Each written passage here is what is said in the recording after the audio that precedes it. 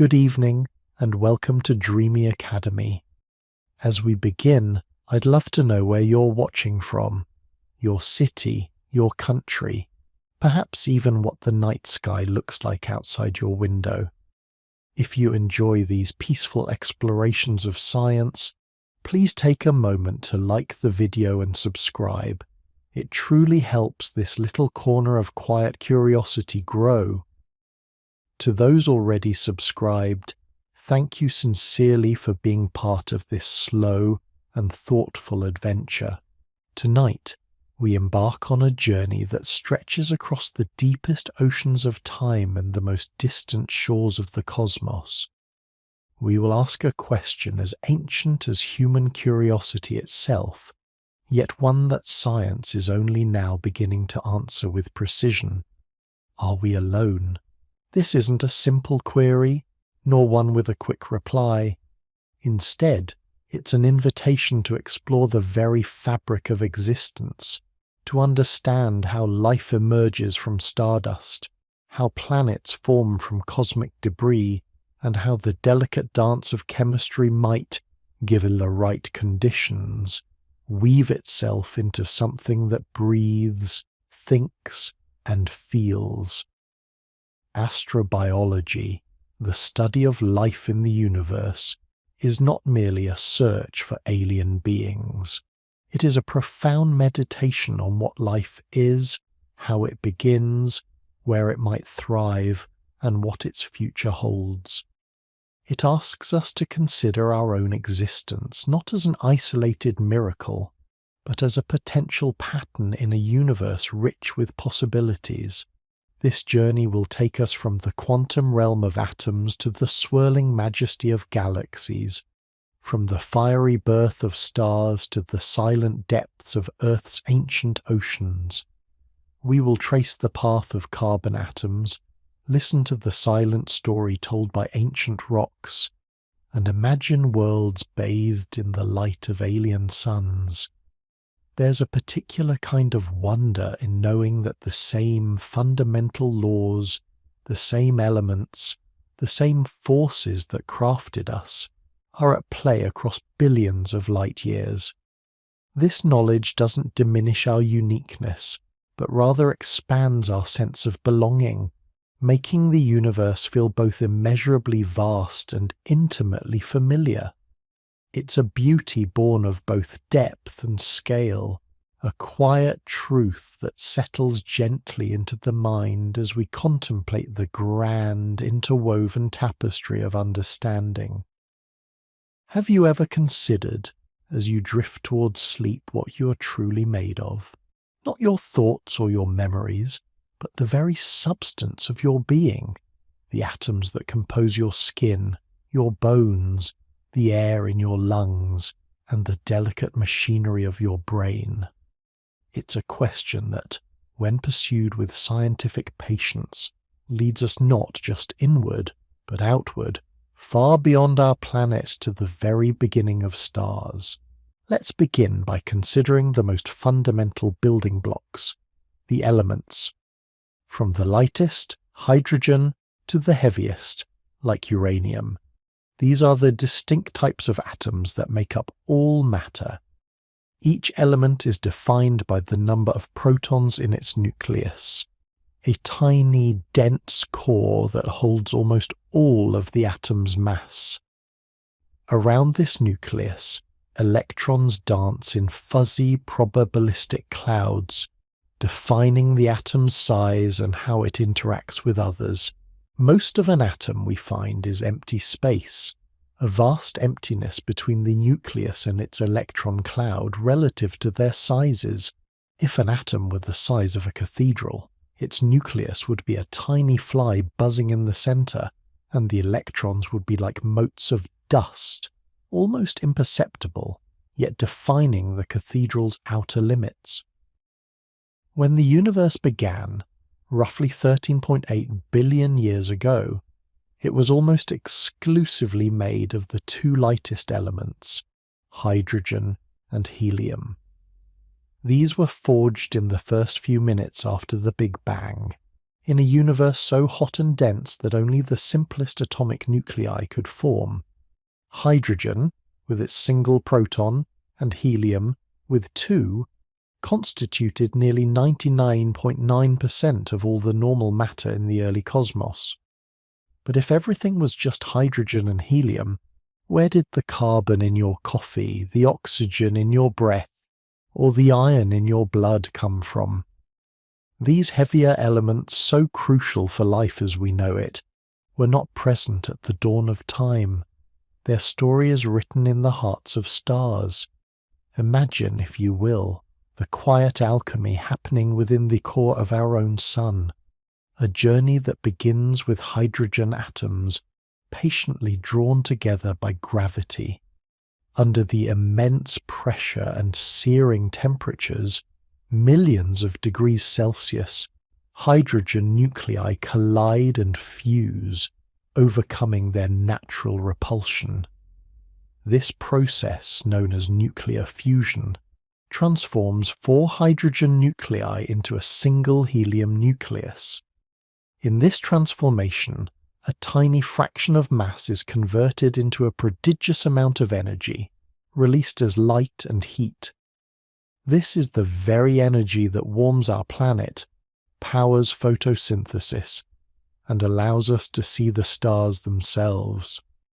Our Sun, a relatively modest star, has been performing this quiet, steady fusion for over 4.5 billion years, and will continue to do so for billions more. It is a slow, patient clock, converting the simplest element into the next. But the creation of elements doesn't stop with helium. As stars age, especially those far more massive than our Sun, they begin to run out of hydrogen fuel in their cores. Gravity, ever present, continues to pull, causing the core to contract and heat up even further. This increased temperature and pressure ignite new fusion reactions. Helium nuclei begin to fuse, forming carbon. Carbon then fuses with helium to make oxygen. In a series of progressively hotter and denser stages, heavier and heavier elements are forged: neon, magnesium, silicon, and eventually iron. Each step requires more extreme conditions, and each step releases less energy than the last. Iron, with its tightly bound nucleus, is the end of the line for stellar fusion. Fusing iron atoms together actually requires energy, rather than releasing it. This is where the story turns spectacular. When a massive star has built up an iron core, it has nowhere left to go. The core collapses in a fraction of a second, triggering an unimaginable explosion, a supernova. For a brief, dazzling moment, a single supernova can outshine an entire galaxy. And in that cataclysmic flash, in the violent shock waves and extreme energies, the universe performs its grandest act of creation. Elements heavier than iron, gold, silver, uranium, and all the others, are forged. These are the elements that cannot be made in the quiet, steady burning of ordinary stars. They are the children of stellar death. The supernova explosion then scatters these newly minted elements, along with all the lighter ones created earlier, across vast distances into interstellar space. These cosmic dust clouds, enriched with the ingredients for planets and life, become the nurseries for the next generation of stars and solar systems. Our own solar system, including Earth and everything on it, formed from such a cloud of gas and dust, a cloud that had been seeded by the deaths of previous generations of stars. So, when we consider what we are made of, the answer is profound. We are stardust. Not in a poetic, metaphorical sense, but in a literal, physical one. Every carbon atom in your body, every oxygen atom you breathe, every speck of iron in your blood, every atom of calcium in your bones. All of them were forged in the hearts of ancient stars, and many of the heaviest elements were created in the furious final moments of a supernova explosion billions of years ago. These atoms have travelled across vast cosmic distances, through interstellar space, condensed into planets, and eventually through countless chemical reactions and biological processes, became you. This realization is not just a beautiful piece of cosmic history, it's a fundamental principle of astrobiology. The universe we see is a vast recycling mechanism. The ingredients for life, carbon, oxygen, nitrogen, phosphorus, sulfur, iron, are not rare. They are universal. Wherever stars have lived and died, these elements have been scattered, ready to participate in the next grand experiment of matter and energy. This means the basic chemical recipe for life is available almost everywhere. This understanding of cosmic origins sets the stage for our next question. If the building blocks are widespread, how do they come together to form worlds capable of hosting life? How do these scattered grains of stardust coalesce into planets with liquid water and protective atmospheres? That question leads us to the delicate process of planet formation and the remarkable conditions that allow for a habitable world to emerge from the cosmic dust. In our last chapter, we embarked on a journey to the very genesis of matter, tracing the lineage of every atom within us back to the fiery heart of ancient stars and the cataclysmic farewells of supernovae. We discovered that the universe is a vast recycling mechanism, constantly forging the fundamental building blocks of existence and scattering them across the cosmos as magnificent stardust. This cosmic recipe, we learned, is universal, ensuring that the essential ingredients for life are not a rare local anomaly but are, in fact, woven into the very fabric of space itself. But knowing we have the ingredients is only half the story, isn't it? Imagine, if you will, a pantry stocked with the finest, rarest spices, the freshest produce, the most exquisite flowers. This pantry is the universe, brimming with hydrogen, helium, carbon, oxygen, iron, and all the other elements that dance the delicate dance of chemistry. The question that naturally arises, the one that beckons us deeper into this cosmic exploration, is this. How do these scattered, ethereal motes of stardust, these fundamental elements, coalesce and arrange themselves into something as complex, as vibrant, as utterly magnificent as a habitable planet? How does the cosmic dust become the world stuff? This journey, dear friends, will take us from the diffuse grandeur of interstellar clouds to the turbulent birth of stars, from the swirling majesty of protoplanetary disks to the patient, persistent accretion of rock and ice that ultimately forms the worlds we seek. We begin our next chapter within the quiet, dark embrace of what astronomers call molecular clouds, vast, cold reservoirs nestled within the arms of galaxies. These are not empty voids, but rather the universe's nurseries, where the scattered stardust from previous stellar generations, alongside primordial hydrogen and helium, slowly gathers. Think of them as immense, cosmic nebulas, often so dense with gas and dust that they obscure the light of background stars, appearing as inky blackness against the starry canvas. Within these clouds, temperatures plummet to mere tens of degrees above absolute zero, allowing atoms and simple molecules to cling together, forming more complex compounds. Here, the whispers of gravity, ever present, begin their patient work. Gravity, That silent, omnipresent sculptor of the cosmos doesn't discriminate. It pulls at everything, however infinitesimally. In these molecular clouds, slight variations in density exist, regions where a few more atoms have clustered together than their neighbours. Over eons, these denser pockets, like tiny gravitational anchors, begin to draw in more and more material.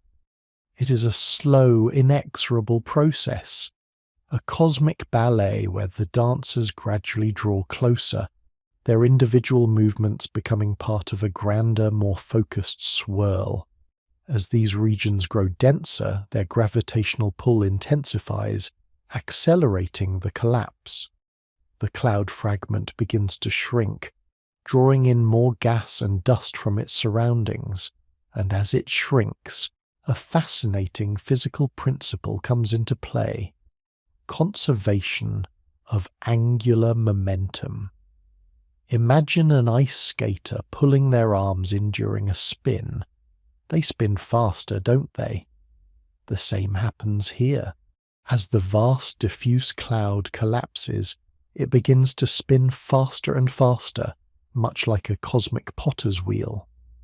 This spinning, combined with the increasing density, causes the collapsing cloud to flatten into a disk. We call this a protoplanetary disk, or sometimes a stellar nursery disk. At its very centre, where the vast majority of the mass has accumulated, the pressure and temperature skyrocket. The material here becomes so hot and dense that nuclear fusion ignites. Hydrogen atoms begin to fuse into helium, releasing an immense burst of energy. A star is born. Our own sun, that radiant heart of our solar system, emerged from just such a process approximately 4.6 billion years ago. But what of the surrounding disk? This flat, swirling expanse of gas and dust is the very forge of planets. Imagine it as a colossal cosmic dinner plate, with the newborn star at its centre, radiating heat and light. The material within this disk is not uniform. It's a dynamic, turbulent environment. In the inner regions of the disk, closer to the young star, temperatures are searingly hot. Here, only materials with high melting points can condense into solid form. Things like silicates, rock-forming minerals, and metals, iron, nickel. Water, methane, ammonia, and other volatile compounds remain in their gaseous state, unable to freeze. So as these rocky and metallic dust grains collide, they begin to stick together. It's a bit like cosmic static electricity, combined with gentle impacts. Tiny grains become pebbles, pebbles become small rocks, and these rocks, over millions of years, continue to accumulate. This process, known as accretion, is the fundamental mechanism of planet formation. As the lumps of material grow larger, their own gravity begins to play a more significant role. They start to sweep up smaller particles and even attract other, similarly sized bodies. These growing objects, ranging from kilometres to hundreds of kilometres in size, are called planetesimals, literally. Quote, 1. They are the building blocks, the cosmic Lego bricks, from which worlds are constructed. Now, venture with us further out into the disk, past what we now call the quote 2. This is the critical boundary where the temperature drops sufficiently for volatile compounds, especially water, to condense into ice. Beyond this line, the building blocks for planetesimals are not just rock and metal, but also vast quantities of ice. This means there's significantly more solid material available to form planetesimals. Here, in the colder outer reaches, massive icy rocky cores can form much more quickly than their purely rocky counterparts in the inner system. Once these cores reach a critical mass, roughly 10 times the mass of Earth, their immense gravity becomes a cosmic vacuum cleaner. They begin to rapidly accrete the abundant hydrogen and helium gas from the surrounding protoplanetary disk. This swift accumulation of gas is how the gas giants, like Jupiter and Saturn in our own solar system, formed. They grew into colossal worlds, dominating the outer regions of the system. Meanwhile, back in the inner system, the rocky planetesimals continue their slow, patient dance of collision and accretion. Over tens of millions of years, these repeated impacts, sometimes gentle, sometimes cataclysmic, gradually build up the terrestrial planets, Mercury, Venus, Earth, and Mars. Each collision adds to their mass, shaping their initial size and composition.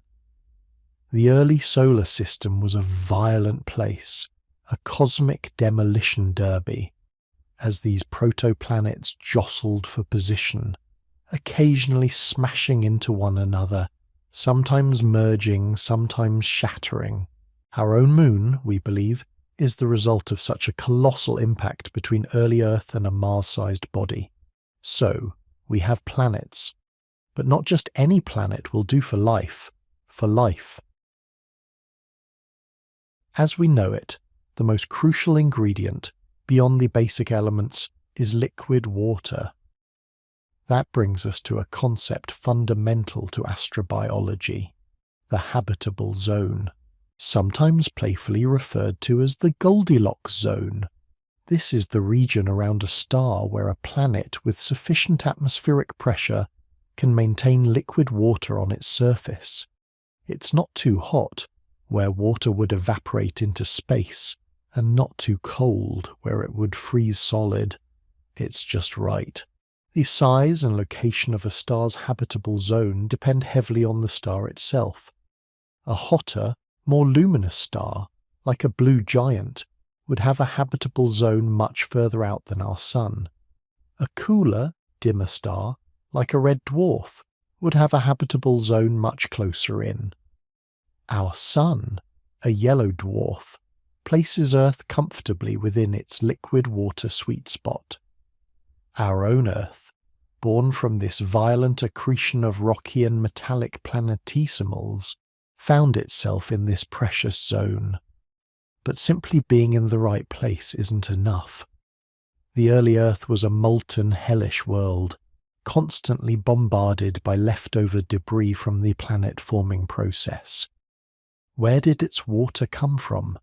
This is a question still actively researched, but the prevailing theory suggests that much of Earth's water was delivered by comets and asteroids, icy planetesimals that formed beyond the frost line, later gravitationally flung inwards towards the inner solar system, colliding with our nascent planet and depositing their precious cargo. Over millions of years, this cosmic delivery service slowly filled Earth's oceans. Simultaneously, volcanic activity on the young Earth released vast quantities of gases, forming a primordial atmosphere. This atmosphere, along with the planet's magnetic field, generated by its churning liquid iron core, played a critical role in retaining the water and shielding the surface from the sun's harsh radiation. Thus, we see the intricate dance of cosmic processes that transform scattered stardust into a habitable world. It requires the raw materials forged in the hearts of stars, a molecular cloud dense enough to collapse under gravity, the birth of a star surrounded by a swirling protoplanetary disk, the patient, persistent accretion of planetesimals into larger worlds, a planet forming within the star's habitable zone, the delivery and retention of liquid water, a protective atmosphere and ideally a magnetic field. These are the fundamental requirements, the cosmic conditions, that allow a world to transition from mere rock and gas to a potential cradle for life. We have traced the journey from the Big Bang to the formation of a planet like our Earth, a world teeming with the potential for biological marvels. We have the stage, we have the actors, the elements, and we have the setting, a habitable world. But how does the world stuff become life stuff? How do these inert chemicals, under the right conditions, spontaneously assemble, organize, and begin the astonishing processes we recognize as life? That question, perhaps the most profound of all, leads us to our next chapter, where we will delve into the very origins of life itself. We invite you to continue this quiet curiosity, this slow and thoughtful adventure, as we explore the spark that ignites the cosmic recipe. Our journey began with stardust, tracing the cosmic lineage of every atom within us, then spiraled inward to the delicate alchemy that sculpts planets from nebulae. We explored the precise conditions that render a world habitable: a sun's gentle warmth, the dance of liquid water, an atmosphere's embrace, and a magnetic shield against the cosmos's harsh breath. We have assembled the stage, set the scene with all the necessary props and players, the elements, the energy, the perfect planetary haven. But now we arrive at the most profound question of all, the one that truly ignites the astrobiological quest. How do inert chemicals, following the cold dictates of physics, spontaneously assemble to create something alive? What is the spark that transforms a mere collection of molecules into a self-sustaining, self-replicating, evolving entity? This is the enigma of a biogenesis, the genesis of life itself, a concept as ancient as human curiosity and as cutting-edge as modern scientific inquiry. It is not a sudden, magical event, but rather a slow, patient unfolding, a complex chemical ballet choreographed by the laws of nature over millions of years. To understand it, we must once again travel back in time, not to the universe's dawn, but to the tumultuous infancy of our own Earth, a world both familiar and utterly alien. Imagine, if you will, the early Earth some 4 billion years ago. This was not the verdant blue marble planet we know today. Instead, it was a cauldron of geological activity, a world scarred by volcanic eruptions that spewed gases and molten rock, its skies perpetually shrouded in thick, steamy clouds. Asteroids and comets, the remnants of solar system formation, still rained down, delivering not just destructive force, but also precious cargo. Water and complex organic molecules forged in the cold, dark nurseries of interstellar space. The atmosphere was vastly different, a quote-for environment devoid of free oxygen, rich instead in methane, ammonia, carbon dioxide, and water vapor, a chemical cocktail ripe for novel reactions. In this primordial setting, the oceans, vast, warm, and mineral-rich, were the stage for much of life's initial performance. But the energy sources were abundant and varied. The searing heat of geothermal vents, both on land and deep beneath the waves, the electrifying flash of lightning slicing through the dense atmosphere, and the relentless, unfiltered ultraviolet radiation from a young sun, unimpeded by an ozone layer that had yet to form. These were the catalysts, the driving forces that began to stir the chemical pot. The first crucial step in abiogenesis is the formation of organic molecules from inorganic precursors. This is where the concept of the quote, algae comes into play, a theory famously proposed by scientists Alexander Oparin and J.B.S. Haldane in the 1920s. They envisioned a shallow, warm body of water on early Earth, where simple inorganic compounds, energized by lightning or UV radiation, would react and accumulate into a rich broth of organic building blocks. Decades later, in 1952, the groundbreaking Miller-Urey experiment provided compelling evidence for this hypothesis. Stanley Miller and Harold Urey simulated early Earth conditions in a sealed apparatus, zapping a mixture of water, methane, ammonia, and hydrogen with electrical sparks. Within days, they observed the spontaneous formation of amino acids, the fundamental building blocks of proteins, along with other essential organic compounds. This experiment dramatically demonstrated that life's basic chemical ingredients could indeed arise naturally from non-living matter under early Earth conditions. Yet, we now understand that the primordial soup might have had multiple origins. We know that organic molecules are not exclusive to Earth. Meteorites, like the famed Murchison meteorite, have been found to contain a diverse array of amino acids and other complex organic compounds, suggesting an extraterrestrial delivery system. Moreover, the scorching mineral-rich environments around deep-sea hydrothermal vents, black smokers spewing superheated, chemically laden water from the Earth's crust, present another compelling alternative. These vents offer a continuous supply of chemical energy, mineral catalysts, and protection from harsh surface conditions, providing a potential cradle for early life.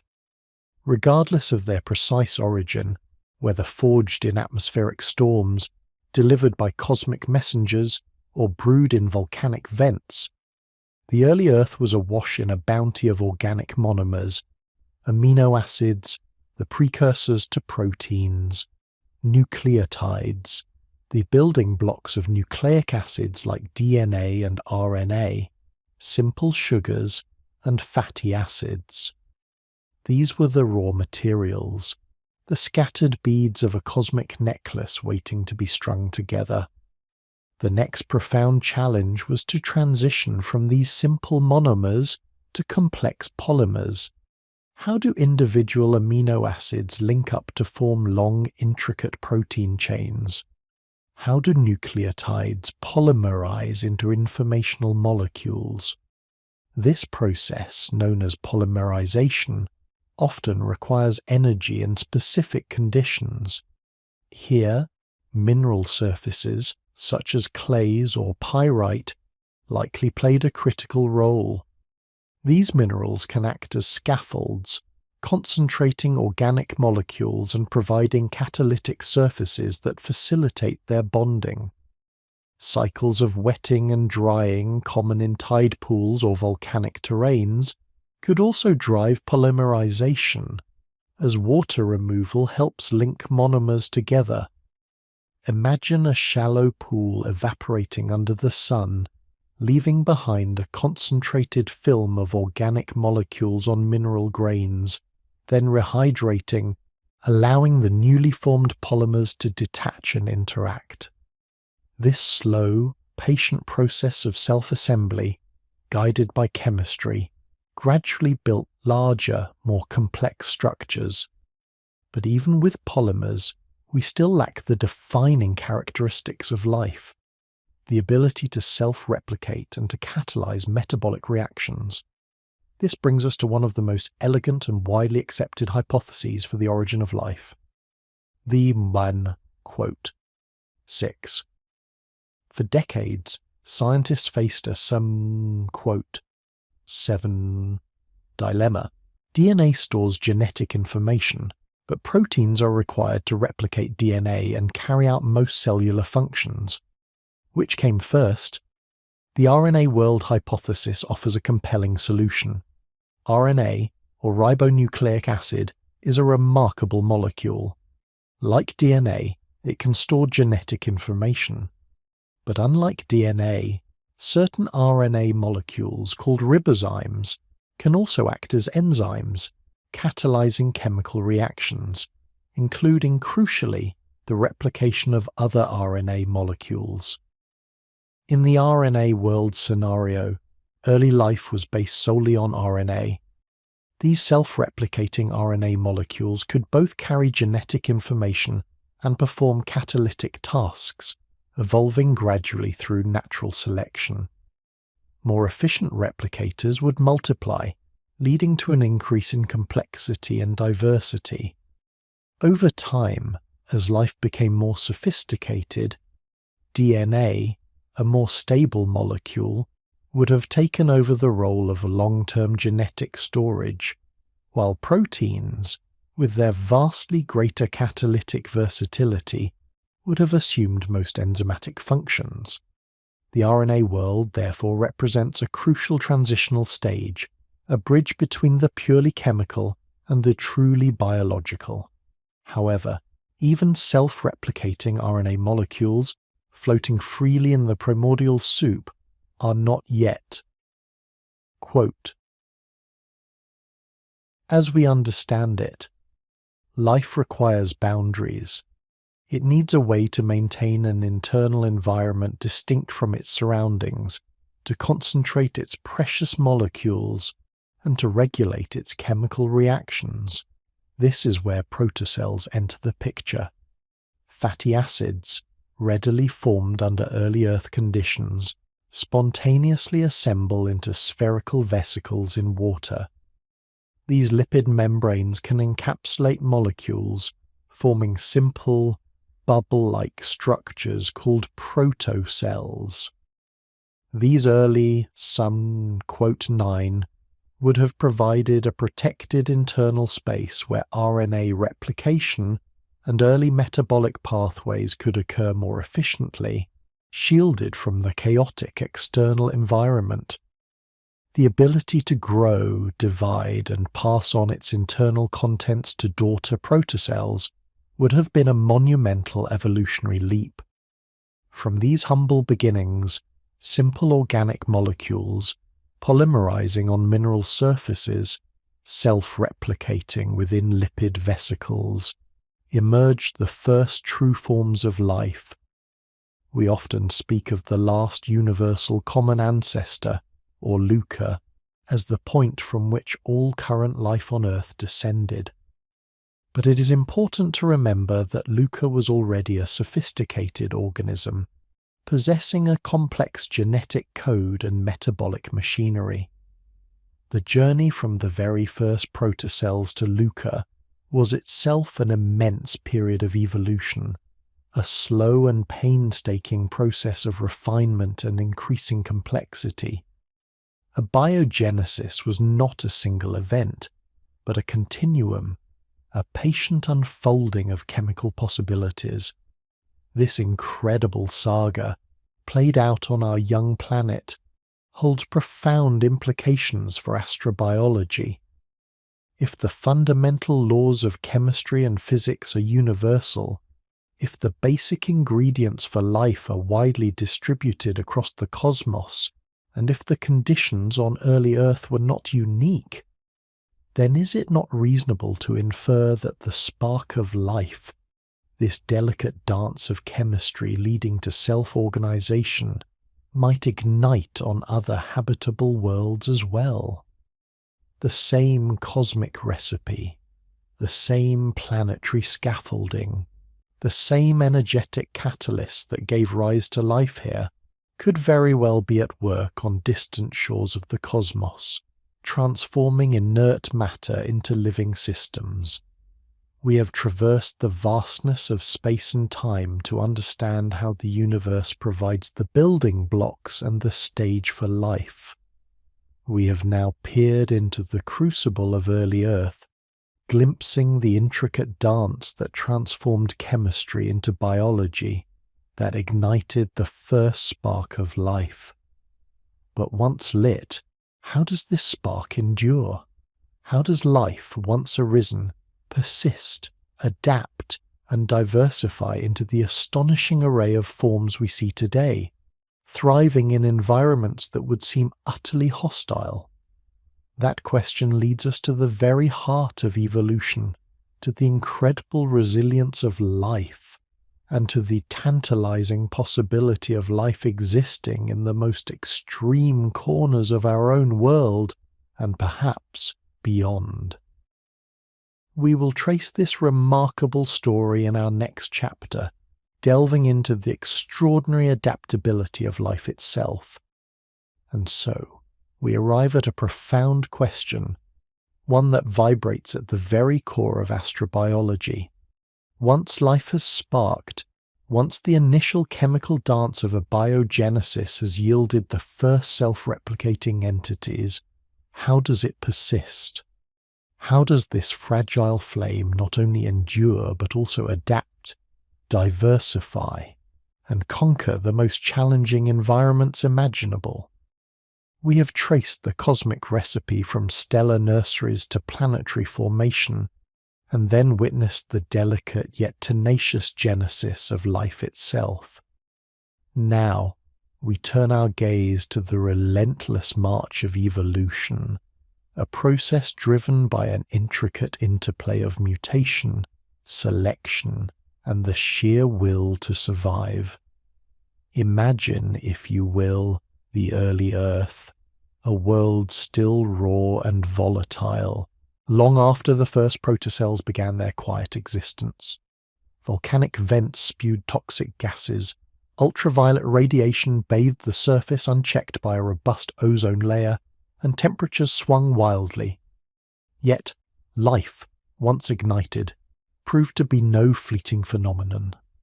It was, and is, a tenacious spark, a relentless river carving its own path through stone. This persistence is not a passive act.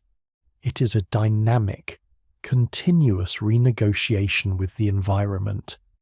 Through countless generations, through the subtle shifts in genetic code that we call mutations, organisms acquire new traits.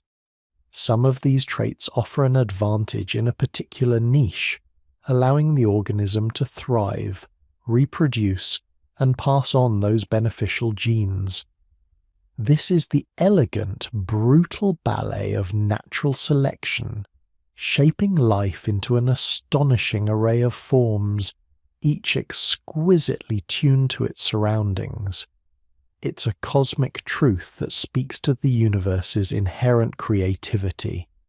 Given the opportunity, life will not just exist, it will explore. And where does life explore? Everywhere. We once believed that life was a delicate flower, requiring very specific, mild conditions to flourish, a temperate climate, abundant liquid water, a stable energy source. Our own Earth, with its verdant forests and teeming oceans, seemed to be the very definition of a habitable haven. But as our scientific instruments grew more sophisticated, as our understanding of Earth's hidden corners deepened, we began to uncover something truly astonishing. Life thriving in realms we had previously deemed utterly uninhabitable. These organisms, these pioneers of the extreme, we call extremophiles. The discovery of extremophiles has been nothing short of a revolution in astrobiology, shattering our preconceived notions of where life can exist. They are the living proof that life is not just resilient, it is audacious. They show us that the boundaries of habitability are far wider, far more forgiving than we ever dared to imagine. What if life isn't so delicate after all? What if, instead, it is a master alchemist, reshaping its internal chemistry, its very cellular architecture, to embrace conditions that would instantly annihilate most known organisms?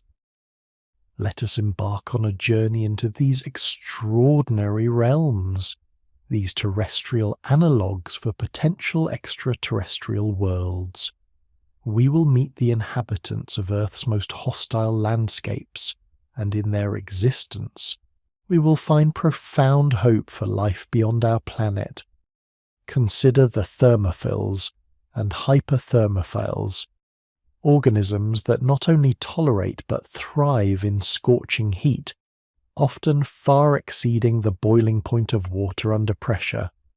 You might find them clinging to the superheated walls of deep-sea hydrothermal vents, where magma meets ocean water, creating plumes of mineral-rich scalding fluid. Here, in perpetual darkness, kilometers beneath the surface, life feeds not on sunlight but on the raw chemical energy emanating from Earth's fiery heart. Imagine bacteria that flourish at 250 degrees Fahrenheit, their proteins exquisitely folded to resist denaturation, their membranes uniquely composed to maintain integrity. These organisms teach us that life can cling to a volcanic breath, independent of a star's warmth, drawing sustenance from geological processes alone. This opens up tantalizing possibilities for icy moons like Europa or Enceladus, where vast subsurface oceans heated by tidal forces and potentially harboring hydrothermal vents could be teeming with similar microbial communities. Then there are the psychrophils, life that embraces the bitter cold. These organisms inhabit the frozen wastes of our polar regions, the crushing depths of the abyssal oceans, and even within the ancient ice sheets themselves. While most life slows to a halt and eventually perishes in freezing temperatures, psychrophils have evolved specialized enzymes that remain flexible and active at near 0 degrees Celsius, and cell membranes that resist becoming brittle. They show us that life can slow its dance, adapt its molecular machinery to function in a world where water is often frozen solid, or just barely liquid. Their existence expands our search to planets and moons far from their star's habitable zone, where vast quantities of water ice might conceal pockets of liquid, or where subsurface oceans are perpetually frigid.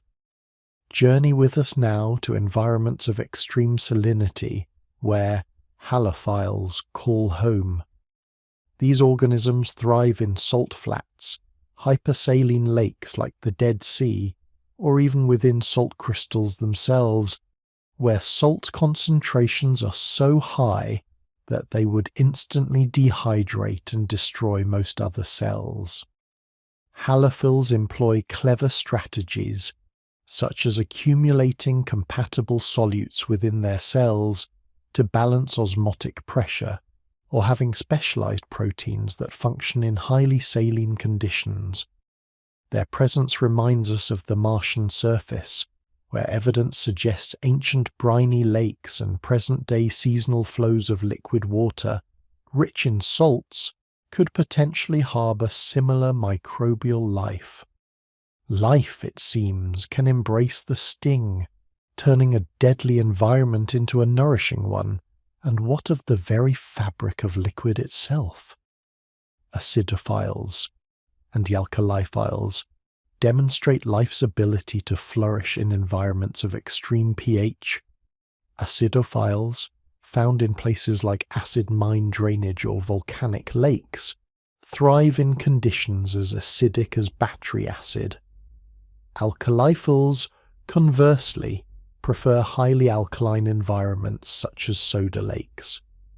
Both types of organisms maintain a near-neutral internal pH, using sophisticated proton pumps and specialized cell wall components to resist the corrosive or caustic external conditions. They teach us that life can retune its internal chemistry, building intricate shields against environments that would dissolve or denature most biological molecules. This expands our search to planets with exotic atmospheric or geological compositions, where oceans or lakes might be far more acidic or alkaline than Earth's. Beneath the crushing weight of kilometers of water, in the deepest trenches of our oceans, live the barophiles. These organisms are adapted to survive and function under pressures that would flatten most terrestrial life forms. Their proteins are structured to resist denaturation under immense pressure, and their cell membranes maintain fluidity where others would solidify. Here, life is unyielding to the crushing embrace, a testament to its ability to adapt to physical forces that seem insurmountable. Such deep-sea environments serve as proxies for the deep subsurface oceans of icy moons, where pressure would be a significant factor for any potential life. Perhaps most astonishing are organisms like Deinococcus radiodurans, a bacterium so resistant to radiation that it can withstand doses thousands of times higher than what would kill a human. This radio-resistant marvel possesses incredibly efficient DNA repair mechanisms, allowing it to piece together its shattered genetic material after exposure to cosmic rays or gamma radiation. It's as if life itself is repairing itself with astonishing grace, rebuilding its very blueprint. This resilience is critical when considering potential habitats on planets or moons without strong magnetic fields or thick atmospheres, where cosmic and stellar radiation would be a constant deadly barrage. And let us not forget the chemoautotrophs, organisms that derive their energy not from sunlight, but from chemical reactions. These are the primary producers in many extreme environments, forming the base of entire ecosystems around hydrothermal vents, in deep subsurface rocks, and within methane seeps. Their existence demonstrates that life does not necessarily need a star for energy. It can draw sustenance from the geological and chemical processes of the planet itself. This profound discovery shifts our search for life away from the surface of planets and into their potential subsurface realms. What these extremophiles collectively reveal is a vibrant, tenacious tapestry woven into every crack and crevice of our planet. They are not mere curiosities, they are living blueprints for the types of life we might encounter on other worlds.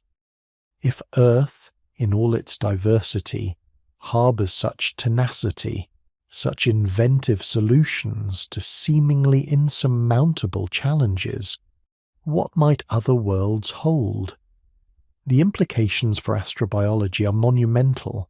Our understanding of habitability is no longer confined to, quote, 10 scarce conditions. Instead, we now consider a much broader spectrum of possibilities. A planet with a highly acidic ocean, perhaps. A moon with a subsurface sea, eternally dark and frigid, yet warmed by hydrothermal vents. Very possibly. A world bathed in radiation, its surface inhospitable, but its deep crust harbouring chemoautotrophic communities. We now have terrestrial evidence to support such hypotheses. This journey into the world of extremophiles deepens our sense of wonder and expands our scientific imagination. It tells us that life, once it takes hold, is not easily extinguished. It adapts, it evolves, it finds a way.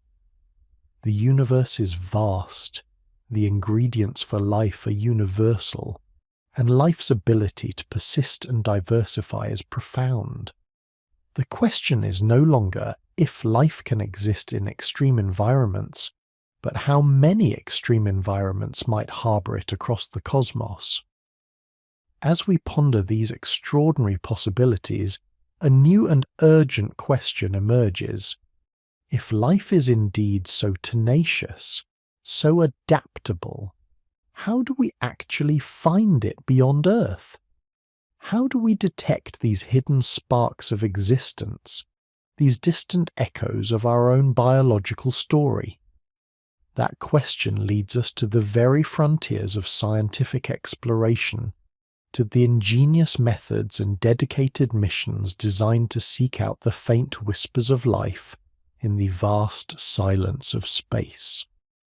Now, having journeyed through the cosmic kitchen where the elements of life are forged, tracing the delicate dance of gravity that sculpts planets from stardust, delving into the primordial crucible where life first sparked, and marveling at the boundless resilience of extremophiles, we arrive at the precipice of discovery. We have built a compelling case for the possibility of life beyond Earth, expanding our understanding of what Quote 11 truly means. But possibility, as profound as it is, only fuels our quiet curiosity. The ultimate question, the one that whispers through the vastness of the cosmos and echoes in the deepest chambers of human thought, remains: are we alone? This question, so ancient and so fundamental, transforms from a philosophical musing into a scientific quest. We have explored the where and the how of life's potential emergence and persistence. Now we must ask, how do we find it? How do we sift through the cosmic noise, peer across unimaginable distances, or delve into alien soils and oceans to unearth the definitive answer? This journey takes us into the realm of detection, into the meticulous art and science of searching for life beyond our pale blue dot. Our search begins with a foundational concept: biosignatures. What exactly are we looking for? A biosignature is any substance, object, or pattern whose origin specifically requires a biological agent. It is evidence, a fingerprint, a chemical whisper, a structural echo that life, in some form, either existed or continues to thrive. Think of it as a cosmic detective story, where we meticulously gather clues, knowing that the universe, in its grand indifference, does not readily offer up its secrets. These biosignatures can manifest in myriad ways, each offering a unique window into potential extraterrestrial biology. Perhaps the most compelling, and certainly the one currently within our technological grasp for distant worlds, involves atmospheric composition. Here on Earth, our atmosphere is a vibrant testament to life's pervasive influence. The sheer abundance of oxygen, for instance, is a profound biosignature. Oxygen is a highly reactive gas. Left to its own devices, it would quickly combine with other elements and disappear from our atmosphere. Its persistent presence, especially in such high concentrations, is almost entirely due to photosynthesis, the grand biological process performed by plants and cyanobacteria that continually replenishes it. So, if we were to detect significant amounts of oxygen, alongside other gases like methane, in the atmosphere of an exoplanet, and these gases were found to be out of chemical equilibrium, meaning they shouldn't coexist in such quantities without a constant source, it would be a powerfully suggestive clue. Methane too can be a biosignature, as many forms of microbial life produce it. The key, always, is to rule out geological or purely chemical processes that might mimic these biological signals. We seek an imbalance, a geochemical anomaly, that only life, with its insatiable drive to create order from disorder, could explain. Beyond atmospheric gases, we also search for surface biosignatures. Imagine scanning the surface of a distant world for patterns of light absorption and reflection, that might indicate the presence of pigments, much like chlorophyll on Earth. Or perhaps through future, more advanced telescopes, we might even discern macroscopic structures, like the ancient stromatolites that bear witness to Earth's earliest microbial mats on the surface of a nearby exoplanet. These are ambitious goals, certainly, but they define the distant horizons of our observational capabilities. Closer to home, when we can send spacecraft to land or orbit, we look for organic molecules themselves. Not just any organic molecules, for the cosmos is rich with them, but specific types or patterns that strongly suggest a biological origin. The handedness, or chirality, of molecules is a potent example. Life on Earth almost exclusively uses L-amino acids, left-handed, and D-sugars, right-handed. If we were to find a similar overwhelming preference for one chirality over the other in a sample from another world, it would be incredibly difficult to explain by non-biological processes alone. It would be a strong indication that an organized, self-replicating system was at work. We also seek complex polymers, long chains of repeating molecular units, which are the very building blocks of life as we know it. With these biosignatures in mind, our search bifurcates into two primary approaches: remote sensing and in situ exploration. Remote sensing allows us to gaze across the vast cosmic distances, probing the atmospheres of exoplanets for those telltale chemical whispers. This is where the newest generation of space telescopes, like the James Webb Space Telescope, truly shines. By observing a distant star and patiently waiting for one of its planets to transit, or pass in front of it, we can analyze the starlight that filters through the planet's atmosphere. Each chemical element and compound leaves a unique spectral fingerprint, a specific pattern of light absorption or emission. By carefully decoding these fingerprints, we can determine the atmospheric composition of worlds light years away.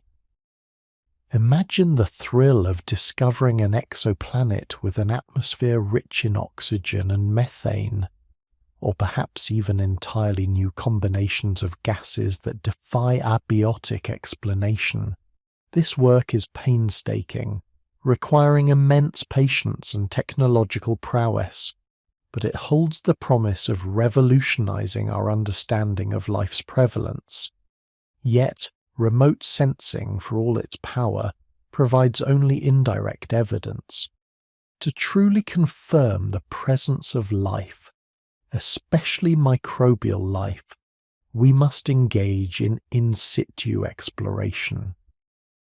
Sending robotic emissaries to directly investigate other worlds within our own solar system. And here, the possibilities are tantalizingly close. Mars, our closest planetary neighbour, has long captivated our imagination as a potential abode for life.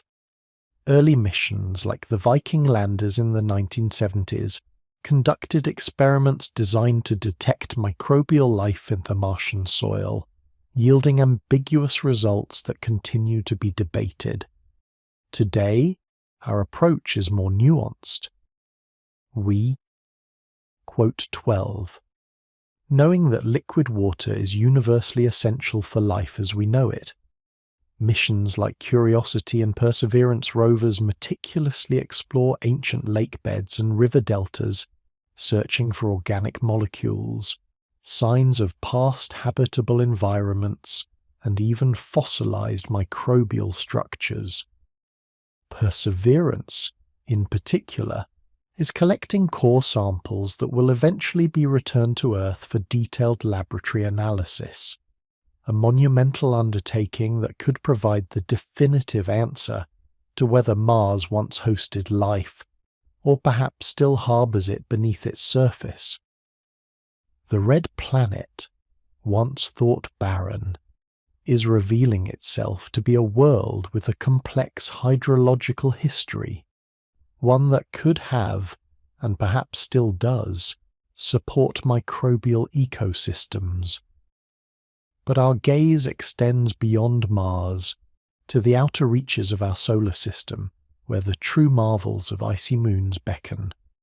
These frigid worlds, once dismissed as frozen wastelands, are now considered prime candidates for hosting life, not on their surfaces, but in vast hidden oceans beneath their icy shells. Europa, one of Jupiter's largest moons, is a shining example. Beneath a crust of ice, scientists believe a saltwater ocean, potentially twice the volume of all of Earth's oceans combined, sloshes, warmed by tidal forces from Jupiter. Evidence suggests this ocean is in contact with a rocky seafloor, raising the exciting prospect of hydrothermal vents, just like those on Earth's deep ocean floors that support vibrant chemosynthetic ecosystems entirely independent of sunlight. The upcoming Europa Clipper mission will perform numerous flybys, studying the moon's ocean, ice shell, and potential plumes of water vapor erupting into space, which could offer a precious opportunity to sample the ocean's chemistry without even landing. Then there is Enceladus, a small moon of Saturn, which openly advertises its subsurface ocean. From its south pole, dramatic geysers erupt, spewing plumes of water vapor, organic molecules, and salts directly into space. The Cassini spacecraft famously flew through these plumes, detecting hydrogen, methane, and other compounds indicative of hydrothermal activity. This means Enceladus possesses not only liquid water, but also the chemical energy sources necessary to fuel life. Future missions could directly sample these plumes, searching for biosignatures in real time, essentially tasting the ocean of an alien world. And let us not forget Titan, Saturn's largest moon, a world of extraordinary complexity, with a thick nitrogen-rich atmosphere, lakes and rivers of liquid methane and ethane, and a rich organic chemistry occurring in its atmosphere and on its surface. Titan presents a truly unique scenario. Could life exist there, perhaps based on solvents other than water, or utilizing different biochemical pathways? It challenges our very definition of life and opens up entirely new avenues of thought. The Dragonfly mission, a rotorcraft lander, is set to explore Titan's diverse environments, seeking to understand its complex chemistry and assess its habitability. Finally, as we extend our search from the microbial to the macroscopic, from the simple to the complex, we arrive at the ultimate question of more intelligent life. This is the domain of SETI, the search for extraterrestrial intelligence. For decades, SETI has primarily focused on listening for technosignatures, any measurable property or phenomenon that provides scientific evidence of technology developed by intelligent extraterrestrial life. The most common approach involves scanning the radio spectrum, hoping to intercept deliberate broadcasts or unintended leakage radiation from an alien civilization. Why radio? Because radio waves travel across vast interstellar distances relatively unimpeded and are a cost-effective way to transmit information. The concept of searching for intelligent signals was famously formalized by Frank Drake in his eponymous equation, which, while not a calculation, serves as a powerful framework for considering the myriad factors that influence the number of detectable civilizations in our galaxy. From the rate of star formation to the fraction of planets that develop intelligent life, and the average lifetime of such civilizations, the Drake equation invites us to contemplate the probabilities. Yet, despite decades of patient listening, the cosmos remains largely silent to our radio telescopes. This profound silence, often referred to as the Fermi paradox, where is everybody, is one of the most perplexing challenges in astrobiology. Does it mean intelligent life is exceedingly rare, or perhaps that civilizations are short-lived? Or are we simply looking in the wrong way, or listening at the wrong time? The possibilities are as vast and varied as the universe itself. Perhaps advanced civilizations communicate through methods we haven't yet conceived, or perhaps they choose not to announce their presence to nascent civilizations like our own. The search continues, however, with increasingly sophisticated instruments and expanded search strategies, including optical CT, which looks for laser pulses. Our journey, dear friends, through the astrobiology fundamentals has brought us to this moment, poised on the edge of discovery. We possess the tools, the scientific frameworks, and, most importantly, the unwavering human spirit of inquiry. The search for life beyond Earth is not merely a scientific endeavor, it is a profound exploration of our place in the universe, a quest that promises to redefine humanity's understanding of itself. It demands patience, precision, and an open mind, for the life we find may be utterly alien, challenging our very definitions. We are not just looking for another Earth, but for any manifestation of life, however humble or grand, however familiar or bizarre. From the faint spectral lines of an exoplanet's atmosphere to the microscopic traces in a Martian rock, from the plumes of an icy moon to the potential whispers of an interstellar radio signal, we cast our net wide. This endeavor is a testament to our collective curiosity, a slow and thoughtful adventure that unites us in wonder. The next chapter of this cosmic story awaits its telling, and perhaps, with continued dedication and ingenuity, we will be the ones to write it, to finally answer the question that has haunted us for millennia. No, we are not alone. As we conclude this exploration of the practical search for life, remember that every like, share, and subscription to the Dreamy Academy supports this ongoing journey of discovery. Your engagement fuels our shared curiosity, propelling us forward into the unknown. Join us next time as we delve into the profound implications of discovery itself, and how the finding of extraterrestrial life might forever change our perspective on ourselves and the universe. Until then, keep looking up and keep wondering. Our journey through the cosmos, a slow and thoughtful adventure across billions of years and unimaginable distances, has brought us to the precipice of the most profound question: are we alone? We have traced the cosmic recipe from the earliest hydrogen and helium through the fiery hearts of stars where heavier elements were forged, to the cataclysmic supernovae that scattered life's building blocks across the nascent universe.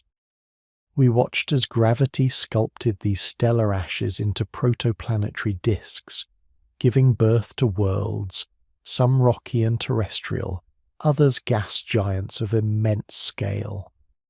We then delved into the delicate dance of chemistry on early Earth, witnessing the emergence of life from inert matter, abiogenesis, a process that led to the last universal common ancestor, and, eventually, to the astonishing diversity of life we see today, including the resilient extremophiles challenging our very definitions of habitability. Finally, we explored the methods and missions of astrobiology, from the spectral analysis of distant exoplanet atmospheres to the in situ exploration of icy moons within our own solar system, all in pursuit of biosignatures and technosignatures that might answer the enduring question. Yet, as we pondered the Drake equation and the perplexing silence of the Fermi paradox, we were left with a powerful, unresolved tension. If the universe is so vast, if the ingredients for life are so common, if life itself is so tenacious, then where is everybody? This question, more than a scientific puzzle, is a philosophical crucible, shaping not just our understanding of the universe, but our understanding of ourselves. Now, as we embark on this final chapter of our astrobiology fundamentals, we turn our gaze inward, reflecting on the implications of discovery or non-discovery, and what this grand cosmic quest truly means for humanity. What if we find life? What if we don't? And what does the very act of searching reveal about our place in the vast echoing silence of space? Imagine, if you will, the moment of discovery. A flicker of light in a distant spectrum, an unmistakable chemical signature in an exoplanet's atmosphere, a faint rhythmic pulse of radio waves from across the interstellar void, or perhaps a microscopic alien organism swimming in the subglacial ocean of Europa. What would that mean? If we were to find microbial life, even the simplest, most humble single-celled organism, the implications would be nothing short of revolutionary.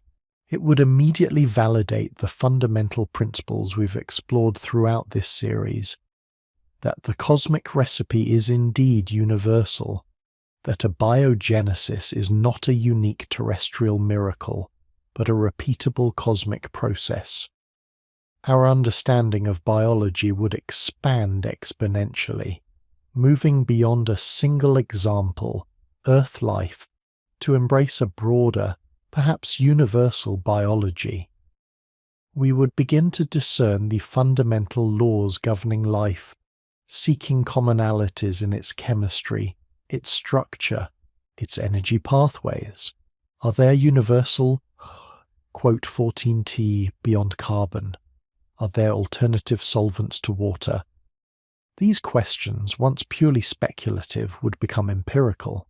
Philosophically, the discovery of even microscopic extraterrestrial life would shatter the notion of Earth's biological singularity. We would no longer be alone in the grand biological narrative. Life, in this scenario, would be robust, perhaps even common, a natural consequence of cosmic evolution. This shift in perspective could foster a profound sense of cosmic interconnectedness, reminding us that we are part of a larger living universe. It might also, however, raise complex ethical considerations, particularly concerning planetary protection. How do we explore these new biospheres without contaminating them with our own microbes? How do we ensure that our quest for knowledge does not inadvertently extinguish an alien lineage before we even understand it? These are not trivial questions, and they demand our careful consideration as we venture forth. But what if the discovery were of intelligent life? The very thought sends a thrill through the imagination, doesn't it? A technosignature, a deliberate message, a beacon piercing the cosmic gloom. If SETI were to succeed, the event would be unparalleled in human history. Communication, however, would be a monumental challenge. The vast distances involved mean that even light-speed messages would take years, decades, or even centuries to travel. We would face the daunting task of deciphering an alien language, a culture, and a world view potentially utterly unlike our own. without any shared reference points? What would they want to communicate? What could we possibly say in return? The discovery of intelligent life would force a radical re-evaluation of humanity's place in the universe. Are they older, wiser, more technologically advanced? Would they be benevolent, indifferent, or even hostile? The potential for scientific and technological exchange is immense, offering solutions to our most pressing terrestrial problems, or perhaps presenting challenges we cannot yet conceive. Societally, such a discovery could be a unifying force for humanity, compelling us to look beyond our terrestrial divisions and recognize our shared identity as inhabitants of a small planet in a vast cosmos. Yet, it could also trigger profound existential anxieties, challenging religious beliefs, philosophical frameworks, and societal structures. The implications are so vast, so multifaceted, that we can only begin to glimpse their edges. But let us return to the silence, to the Fermi paradox that echoes through the void. What if, after all our searching, all our exploration, all our patient listening, we find nothing? What if Earth remains, for all intents and purposes, the only known oasis of life, or at least intelligent life, in the observable universe? This possibility, though perhaps less dramatic than discovery, is no less profound. One explanation often considered is the rare Earth hypothesis.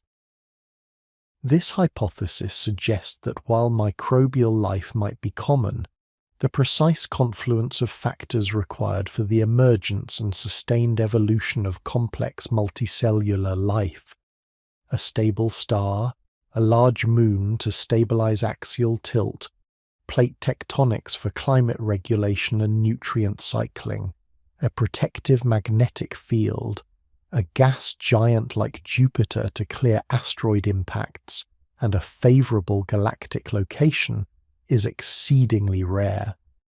Earth, in this view, is not merely special to us, but genuinely exceptional, a cosmic lottery winner. If this is true, then the silence we perceive is not due to a lack of effort on our part, but to the inherent rarity of advanced civilizations.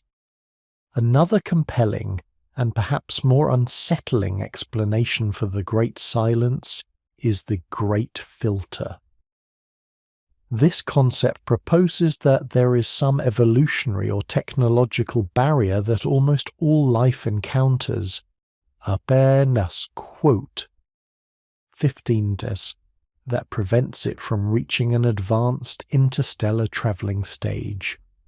This filter could be in our past, an event like the incredibly difficult jump from simple prokaryotic cells to complex eukaryotic cells, or the emergence of multicellularity, both of which took billions of years on Earth. If the filter is in our past, it means we are among the very few who have made it through, and perhaps the universe is teeming with microbial life, but little beyond. More ominously, the great filter could lie in our future, a self-destructive technological capability, nuclear war, runaway AI, environmental collapse, a natural cosmic catastrophe, gamma-ray burst, asteroid impact, or an insurmountable challenge to interstellar colonization. If the filter is in our future, then our continued existence and our quest to join the cosmic conversation is precarious indeed. Other possibilities abound. Perhaps advanced civilizations are simply too far away, their signals too faint, their lifespans too short compared to cosmic timescales for us to ever detect them. Perhaps they operate on different principles of physics or communication that we cannot yet comprehend. Or perhaps, as the zoo hypothesis suggests, They are aware of us, but choose not to interfere, observing our development from afar, much as we might observe a protected wilderness. The dark forest theory. A more cynical take posits that the universe is a dangerous place, and intelligent civilizations remain silent and hidden to avoid attracting the attention of potentially hostile entities. Regardless of which, if any, of these explanations holds true, the search continues. Astrobiology, at its heart, is a testament to humanity's insatiable curiosity, our enduring drive to understand our origins and our place in the grand scheme of existence. New technologies are constantly emerging, from more sensitive telescopes capable of detecting ever fainter biosignatures to advanced probes designed to sample the subsurface oceans of icy moons. Our understanding of life's potential, informed by the incredible resilience of Earth's extremophiles, continues to expand, pushing the boundaries of what we consider habitable. This journey, this exploration of astrobiology fundamentals, has been more than a mere accumulation of facts. It has been an invitation to see ourselves, our planet, and our very existence not as isolated phenomena, but as intrinsic parts of a vast interwoven tapestry of cosmic evolution. We are, quite literally, children of stellar death, sculpted by gravity, animated by the very same elements that dance in distant nebulae. The carbon in our bodies, the oxygen we breathe, the iron in our blood, all were forged in the hearts of stars that lived and died long before our sun was born.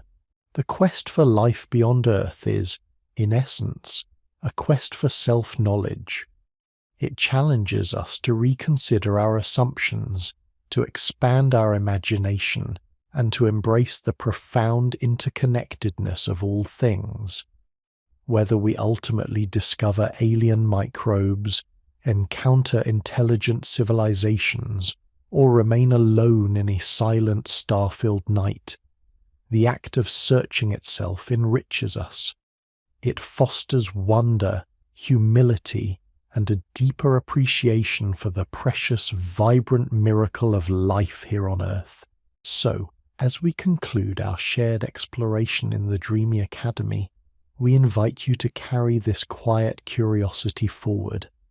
Look up at the night sky, not just with awe, but with the knowledge of the cosmic story unfolding within you.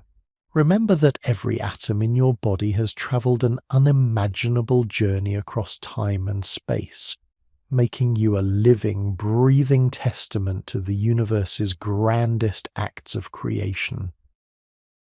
The questions we've explored are not merely academic, they are deeply personal, touching the very core of what it means to be alive, to be conscious, to be human, in a universe that is still, largely, a beautiful mystery.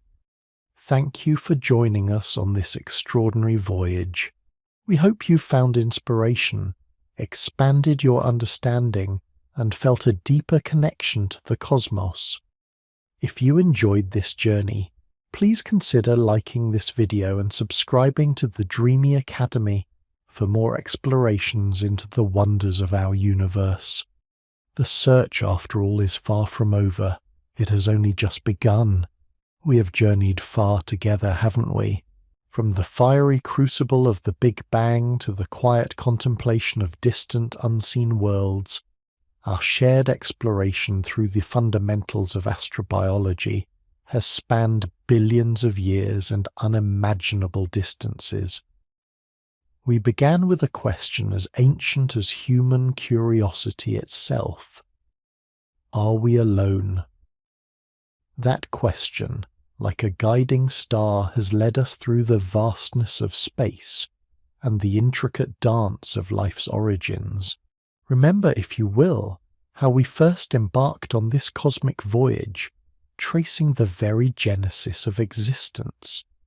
We spoke of the primordial hydrogen and helium, born in the universe's first breath, and how these simplest elements became the raw material for the stars. We watched, in our mind's eye, as gravity gathered these nebulae into swirling majesty, igniting the nuclear furnaces that are stellar cores.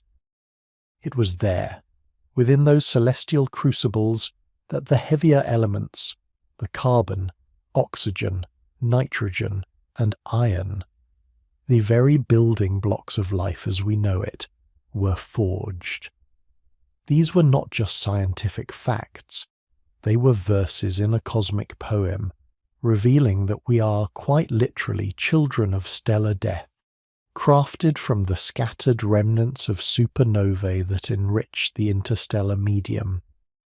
This fundamental truth, that the chemical recipe for life is universal, is a cornerstone of our astrobiological understanding. From that universal recipe, we then narrowed our gaze to the formation of worlds. We saw molecular clouds collapse, spinning into protoplanetary disks, where dust and gas coalesced, gradually building the rocky planets in the warmer inner reaches and the gas giants beyond the frost line. Our own Earth emerged from this chaotic yet orderly process, settling into that precious sliver of space we call the habitable zone, where liquid water could persist. We mused on the delivery of this vital solvent by comets and asteroids, and the slow, deliberate formation of a protective atmosphere and a magnetic field, Earth's invisible shield against the harshness of space. Each step in this cosmic construction project underscored the delicate balance required for a world capable of harbouring life. Then, with our stage set, we delved into life's most profound mystery, a biogenesis. We imagined the early Earth, a turbulent world of volcanic fury and electric skies, yet rich in the organic molecules that would form life's nascent chemistry. We explored how simple monomers might have polymerized on mineral surfaces, how the Quote 17 hypothesis offers a compelling bridge between inert chemistry and self-replicating activity, and how the first protocells offered a protective membrane, a boundary between the emerging self and the chaotic external world. This journey into life's genesis revealed not a sudden spark, but a gradual, intricate ballet of chemical reactions, a testament to the universe's capacity for self-organization. Our understanding of life's potential, however, truly expanded when we encountered the extremophiles, these tenacious organisms thriving in environments that once seemed utterly inhospitable, from superheated hydrothermal vents to supercooled Antarctic ice, from highly acidic solutions to intensely radioactive zones, dramatically reshaped our definition of habitable. Their existence is a powerful reminder of life's incredible adaptability and resilience, pushing the boundaries of where we might expect to find it beyond Earth. If life can cling to existence in such harsh terrestrial niches, then the cosmic canvas for life's flourishing must be far vaster and more diverse than we once dared to imagine. This newfound breadth of possibility then propelled us into the active search for extraterrestrial life. We learned about the subtle whispers of biosignatures, the telltale atmospheric gases out of equilibrium, the specific organic molecules, the intriguing chirality of life's building blocks that telescopes might detect across light years. We considered the more direct yet still elusive technosignatures, the potential radio signals or megastructures of intelligent civilizations. We explored the frontier of in situ exploration, the rovers on Mars patiently searching for past microbial life, the tantalizing prospects of Europa and Enceladus with their subsurface oceans and hydrothermal vents, and the exotic chemistry of Titan.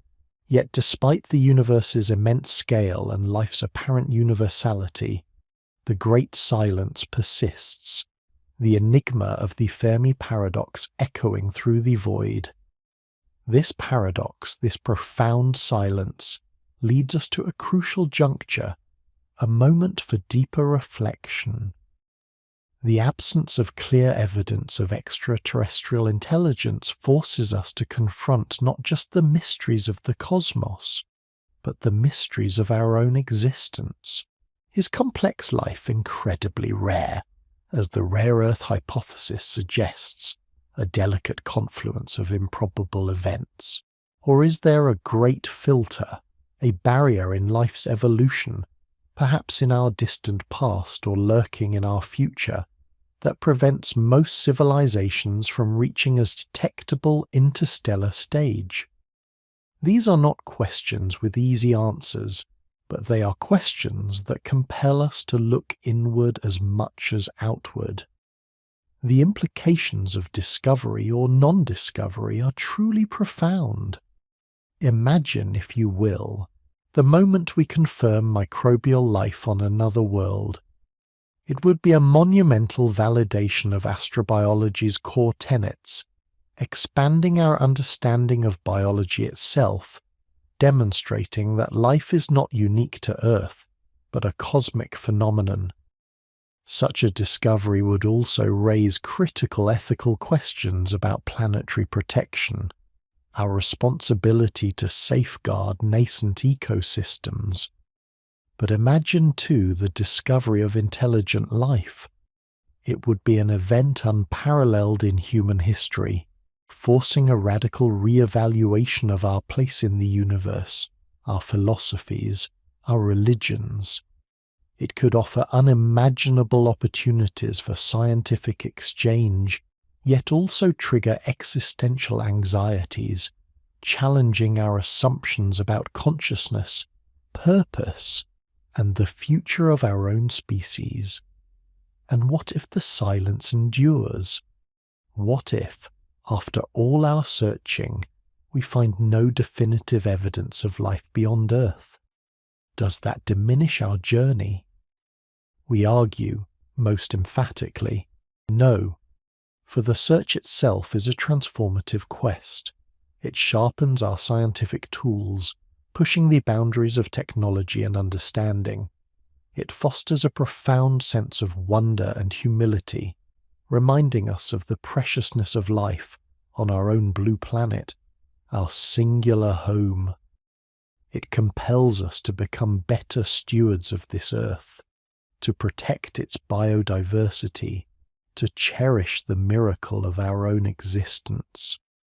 The ongoing quest for life beyond Earth is, in its deepest sense, a quest for self-knowledge, a way to understand who we are by seeing ourselves in the vast, indifferent, yet potentially teeming mirror of the cosmos. Astrobiology, then, is not merely a branch of science. It is a profound philosophical endeavour. It connects us to the grandest narrative of the universe, from the quantum dance of the first particles to the complex tapestry of consciousness. It reminds us that we are woven into this cosmic fabric, made of the same stardust, subject to the same laws of physics, participating in the same grand recycling mechanism of matter and energy. The question, quote 22, may remain unanswered for generations, perhaps forever. But the journey of asking, the discipline of searching, and the wonder of contemplating the possibilities have already enriched us beyond measure. Our understanding is constantly evolving. New telescopes, more sensitive instruments, future missions to icy moons and exoplanets are on the horizon. The adventure continues, propelled by the same quiet curiosity that first led our ancestors to gaze at the stars. We are living in an extraordinary era where humanity is, for the first time, equipped to systematically search for answers to these ultimate questions.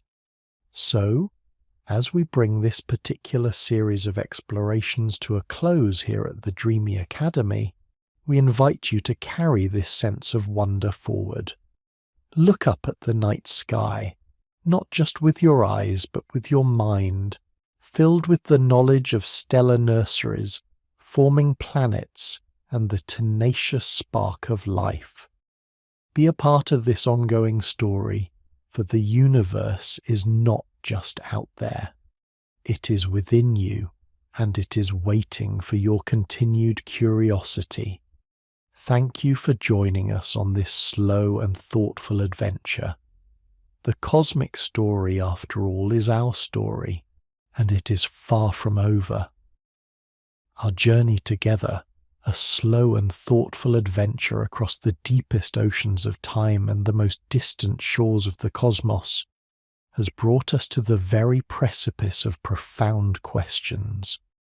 We have faced the vastness, contemplated the silence, and considered the myriad possibilities that lie beyond our terrestrial home. We have seen how the universe performs its grandest act, forging the very elements of our being in the hearts of stars, scattering them across interstellar space, and knitting them into the delicate dance of chemistry that gives rise to life. But our story does not end with paradoxes or unanswered calls. It stretches forward, propelled by an ever-deepening understanding and burgeoning technology. Astrobiology, we realize, is not merely a quest for life elsewhere. It is a dynamic, evolving field, continuously refining its definitions, expanding its horizons, and challenging us to think beyond the confines of our own experiences. Consider for a moment how our definition of Question, quote 23, has expanded. Once, we might have drawn a narrow band around a star, a zone where liquid water could exist on a planetary surface.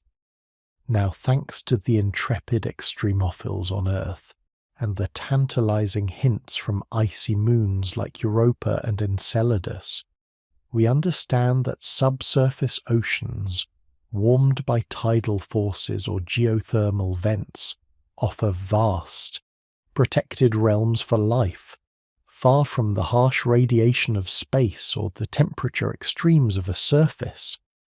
We also look at Titan, with its lakes of liquid methane and ethane, and ponder if life could emerge from a different solvent, built upon different chemical scaffolding, perhaps silicon instead of carbon.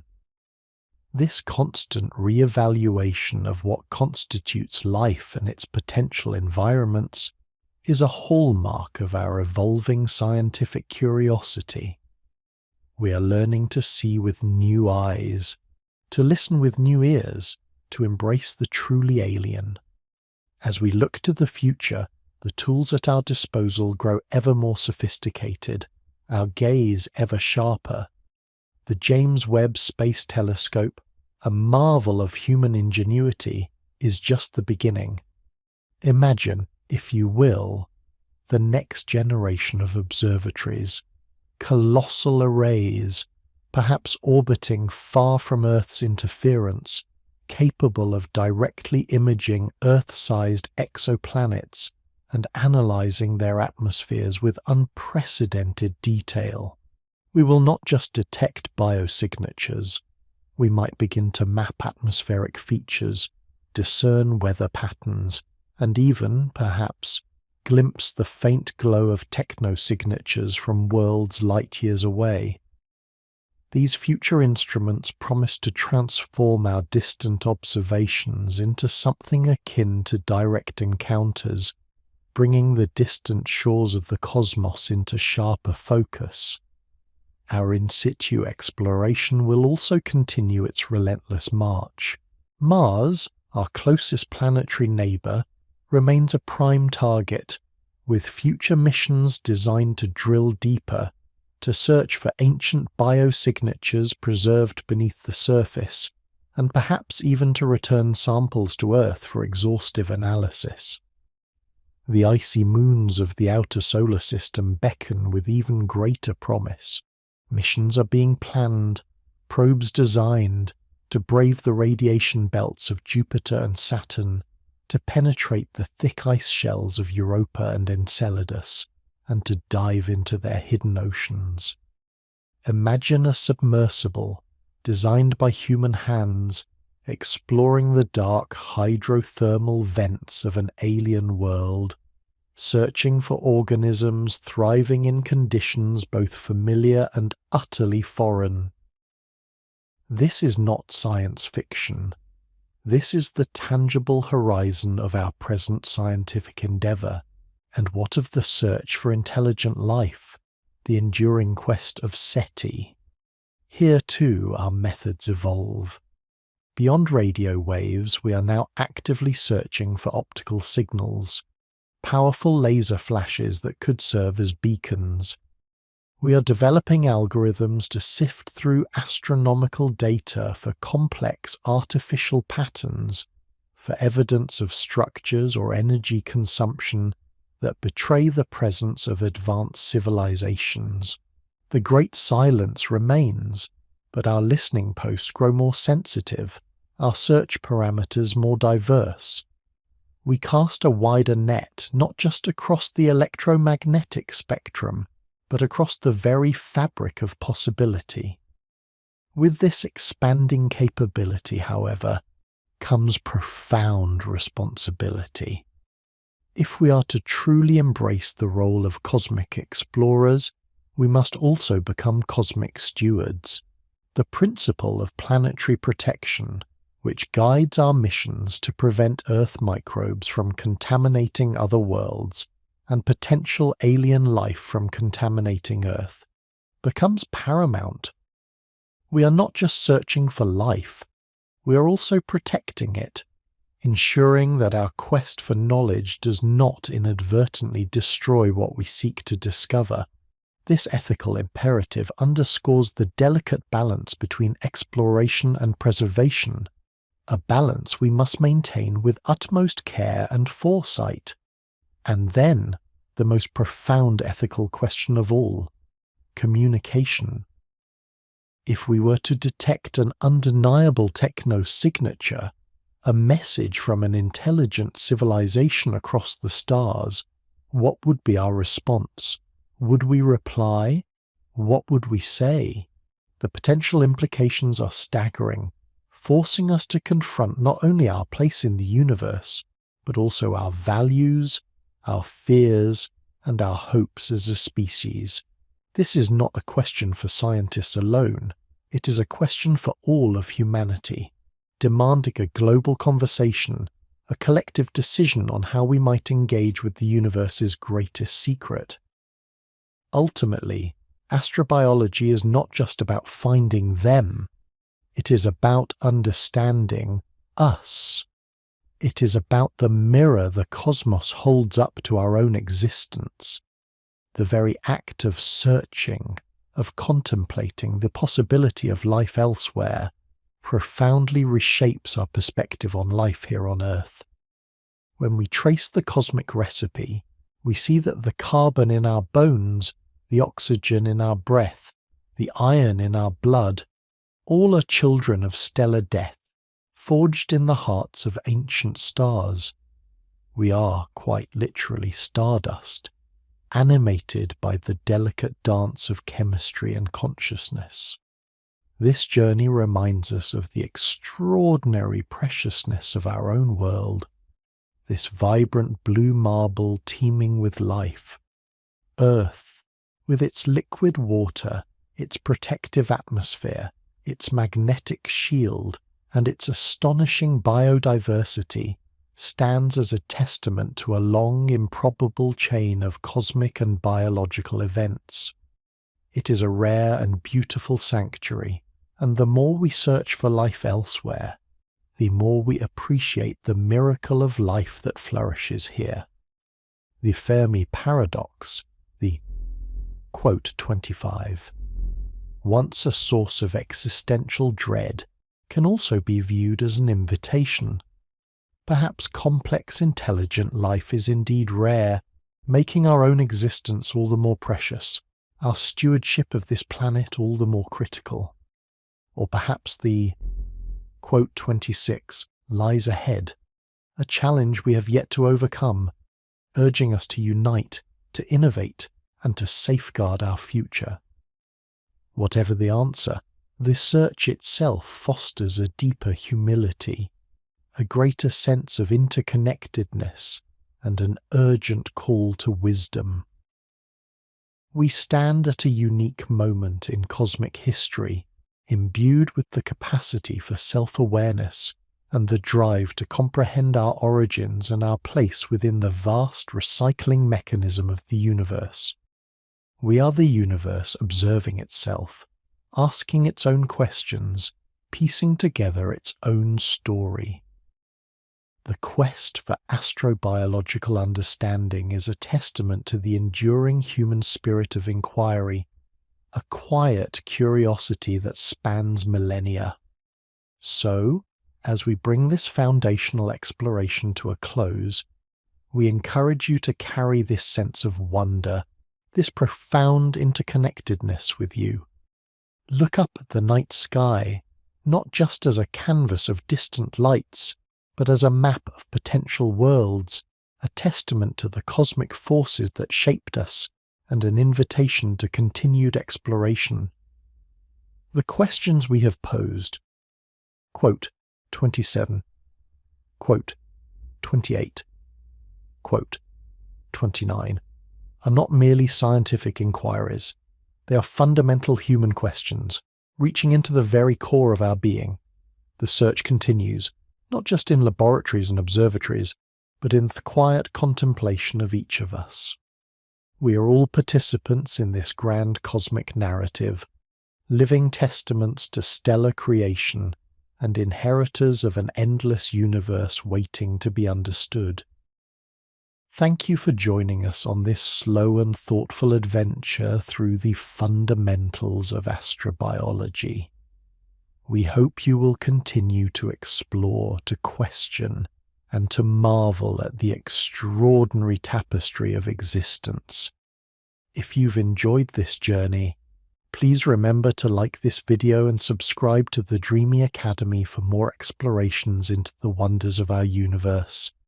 The cosmos awaits your continued curiosity. We have journeyed together through the deepest oceans of time and across the vast echoing chambers of the cosmos. We have sifted through the stardust of beginnings, witnessed the birth of suns and worlds, and peered into the primordial crucible where life first stirred. We have marveled at its resilience, pondered its potential ubiquity, and wrestled with the profound silence that still envelops us. But this grand exploration, dear friends, is far from over. Astrobiology, we understand now, is not a destination but an unfolding story, a continuous quest that beckons us ever onward into the uncharted territories of both science and self-knowledge. As we stand at the precipice of new discoveries, our gaze turns to the horizon, where the next grand chapters of astrobiology are already being written. The tools we forge, the questions we refine, and the very limits of our imagination are constantly evolving, pushing the boundaries of what we once considered possible. This is where the future truly begins, in the meticulous planning of missions yet to launch, in the design of instruments still on drawing boards, and in the quiet, persistent curiosity that fuels every scientific endeavor. Consider, if you will, the next generation of our cosmic eyes, the telescopes that will succeed the magnificent James Webb Space Telescope. Imagine colossal observatories, perhaps constructed in space, with mirrors many times larger than anything we currently possess. These instruments, like the conceptual LUVOIR, Large Ultraviolet Optical Infrared Surveyor, or HABEX, Habitable Exoplanet Observatory, are not merely dreams. They are blueprints for a future where we can directly image Earth-sized exoplanets orbiting distant stars. No longer will we rely solely on the subtle dip in starlight or the wobble of a star to infer a planet's presence. Instead, we will capture their faint, reflected light, effectively seeing these worlds as tiny, shimmering points of light against the cosmic canvas. With such power, our spectroscopic analysis will reach unprecedented levels of detail. We currently search for atmospheric biosignatures like oxygen, methane, and water vapor, gases that, in disequilibrium, might hint at biological activity. But what if life on another world produces entirely different byproducts?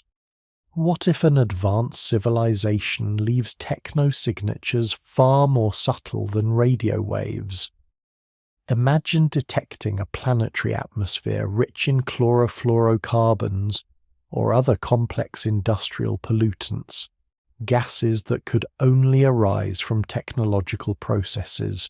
Such a discovery would not just point to life, but to intelligent life, a civilization that has begun to reshape its environment, much as we have ours. The search for technosignatures, then, expands beyond the realm of radio receivers into the very fabric of planetary atmospheres. Artificial intelligence, too, will play an increasingly vital role, sifting through the torrents of data, identifying patterns and anomalies that might elude the human eye, accelerating our ability to recognize the subtle whispers of life across the light years. Yet, our closest neighbors in the solar system remain tantalizingly unexplored, holding secrets that remote sensing alone cannot unlock. This is where in situ exploration, the direct touch and taste of other worlds, becomes paramount. We are already on the cusp of a golden age for exploring ocean worlds, those icy moons with their hidden internal seas. The Europa Clipper mission, set to launch soon, will conduct numerous close flybys of Jupiter's moon Europa, meticulously mapping its surface, searching for plumes of water vapor erupting from its subsurface ocean and characterizing its environment. This vital reconnaissance will pave the way for future landers or even submersible missions, designed to drill through Europa's icy shell and plunge into its potentially life-sustaining ocean, directly sampling its chemistry, searching for the very building blocks of life, or perhaps life itself. Similarly, Saturn's moon Enceladus, with its powerful cryovolcanoes spewing ocean water into space, offers an even more accessible target. Imagine an Enceladus Orbilander, a mission concept that would orbit the moon, analyze its plumes from above, and then land on its surface, perhaps even collecting plume material directly. These are not mere speculative fantasies. These are the active design phases of humanity's next great leaps, missions that promise to revolutionize our understanding of habitability within our own cosmic backyard. And let us not forget Titan, Saturn's largest moon, with its thick nitrogen atmosphere, methane lakes, and complex organic chemistry. The Dragonfly mission, a rotorcraft lander, is already underway, set to explore Titan's diverse environments, studying its prebiotic chemistry, and assessing its potential for unique forms of life. perhaps even life that thrives in liquid methane rather than water. And what of Mars, our perennial fascination? The Mars Sample Return Campaign represents the pinnacle of our planetary exploration efforts. Imagine the meticulous process. Rovers like Perseverance collecting carefully selected rock and soil samples, sealing them in pristine containers, and then a future mission retrieving those samples, launching them from the Martian surface, and bringing them safely back to Earth. Here, in state-of-the-art laboratories, protected from terrestrial contamination, scientists will be able to perform analyses far beyond the capabilities of any robotic probe.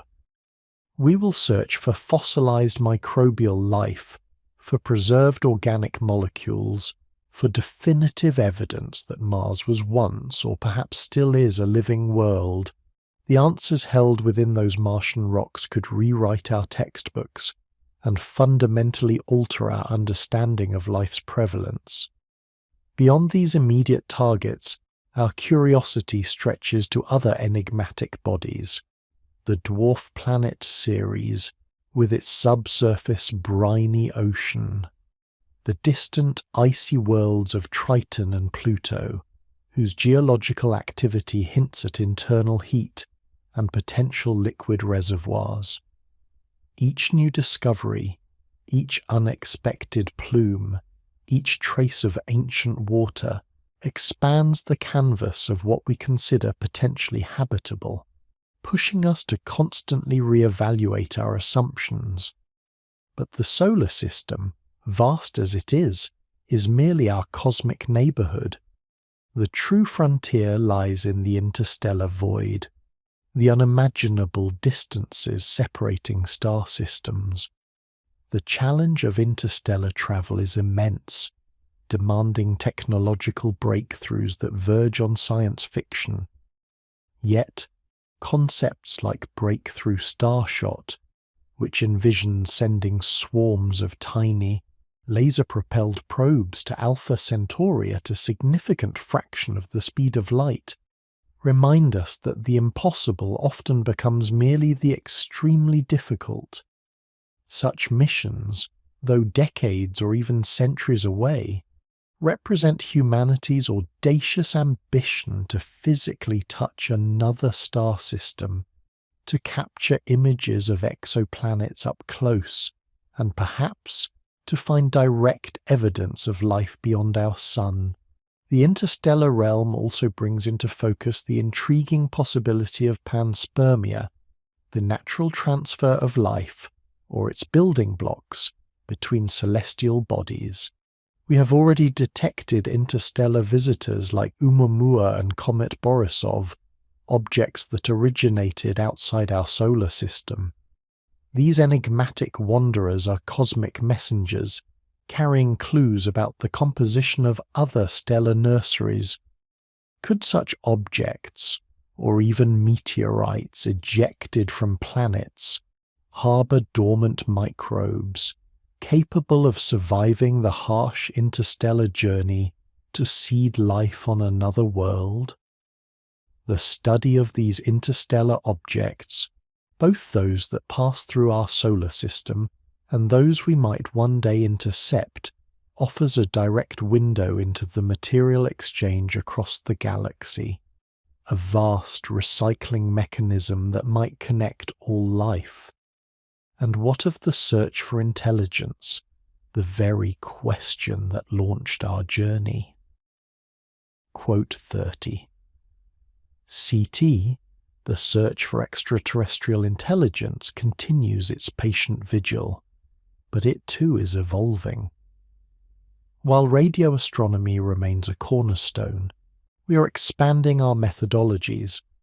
Optical CT, which looks for brief, powerful laser pulses, a potentially more efficient way for advanced civilizations to communicate across vast distances, is gaining traction. We also consider searching for Azure, quote 31 Doprest, projects. Structures so vast they alter the light of their host star, such as Dyson spheres, hypothetical megastructures built to harness an entire star's energy output. Such a discovery would be unmistakable evidence of a civilization far beyond our own, a testament to what intelligent life can achieve. The idea of a galactic internet, a network of communicating civilizations, is not just a dream, but a logical extension of our own technological trajectory, inspiring us to listen for the subtle hum of a cosmic conversation. Ultimately, astrobiology is more than just a scientific discipline. It is a profound philosophical endeavour, a quest for self-knowledge on a cosmic scale. Every step we take, every question we ask, every data point we collect reflects back on us, illuminating our own origins, our own place in the grand narrative of existence. The ethical responsibilities that accompany this exploration are immense. Planetary protection, the imperative to prevent contamination of other worlds with Earth microbes, and to protect Earth from potential extraterrestrial biological material, becomes even more critical as our capabilities grow. We are not just explorers, we are stewards of this fragile, interconnected cosmic tapestry. The journey we embark upon, the slow and thoughtful adventure of astrobiology, fosters within us a deep sense of wonder and intellectual humility. We are but fleeting observers on a small blue world, yet our minds can span billions of years and unimaginable distances. Whether we ultimately discover microbial life beneath the ice of Europa, or glimpse the techno-signature of a distant civilization, or continue to find only the magnificent, silent beauty of an uninhabited cosmos, the search itself is transformative. It expands our consciousness, challenges our anthropocentric biases, and compels us to cherish the precious, improbable miracle of life here on Earth. This is the promise of astrobiology's next chapters, a continuous unfolding of the universe's secrets, a relentless pursuit of knowledge, and an ever-deepening appreciation for the intricate dance of matter and energy that gives rise to the phenomenon we call life. The universe is still largely unknown, and our journey, dear friends, has just begun. We invite you to continue this quiet curiosity with us, to look up at the night sky not just with awe, but with the informed wonder of a cosmic detective, knowing that every star, every planet, holds a story waiting to be told. Our journey through the cosmos, a patient and expansive exploration of astrobiology, has led us across billions of years and unimaginable distances. We have traced the lineage of every atom within us, from the fiery hearts of ancient stars to the swirling nebulae, through the nascent chaos of protoplanetary disks, and finally to the fertile crucible of early Earth. We have seen how the universe performs its grandest act, transforming the simplest elements, forged in stellar furnaces, into the intricate dance of life. We have wandered through the deep-sea vents where extremophiles thrive, defying our terrestrial notions of survival, and peered into the hidden oceans beneath icy shells, where the promise of alien life whispers from the depths. We have built conceptual telescopes, scanning exoplanet atmospheres for the telltale breath of biology, and dispatched robotic emissaries to Mars, Europa, and Titan, each a potential chapter in a cosmic story yet unwritten.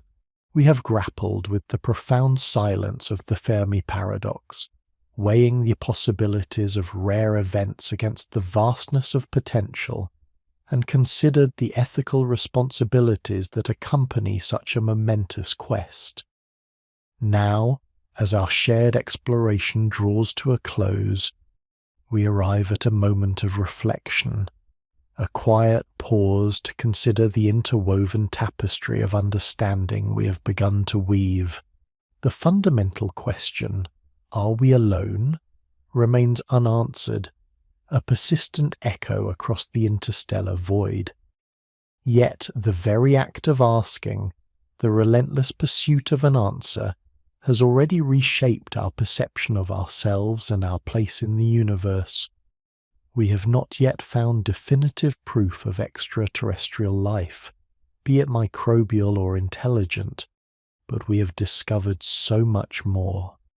The search itself is a profound journey of self-discovery.